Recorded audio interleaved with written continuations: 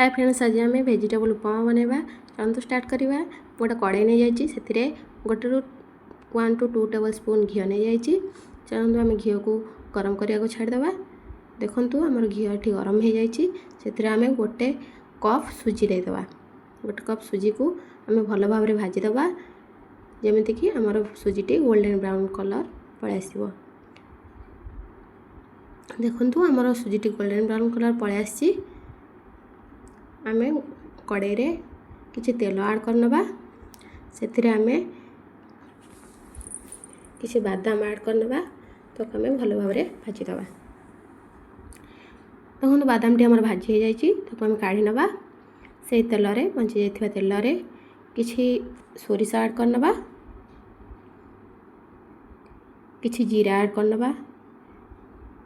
किछि बीरी चोपा छड़ा बीरी को भी सेथिरे ऐड करनबा जा फल कि फ्लेवरटी बहुत भल भाव आसे। देखु ए आम कि भृषंग पत्र ऐड करनबा।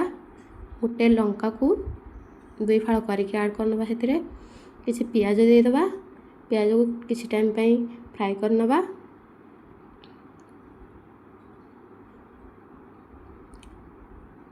से आम किछि वेजिटेबल ऐड करवा। वेजिटेबल भितर मु किछि गाजर, बीटरूट, कैप्सिकम और ग्रीन मटर को दे देइछि। से आम किछि टाइम पे ताको फ्राई करनबा। देखो आम फ्राए हो गलानी। आम से किछि लुण ऐड करदबा आम टेस्ट हिसाब रे। मोर फ्राईटी रेडी हो जाइछि। तो आम से किछि पानी देदेबा। पानी की फुटिया पर्यंत छाड़ीदबा। देखो पानी आमर फुटी गलानी। से आम भाजिक रखिबा सुजी को ऐड करनबा। भल भाव रे मिक्स करदबा ताको। देखो मिक्स करदेले। से आम भाजिक रखिबा बादाम को देदेबा और मिक्स करदबा।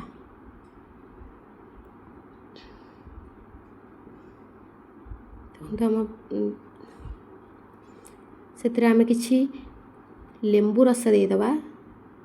फ्लेवरटी बहुत भल आसे।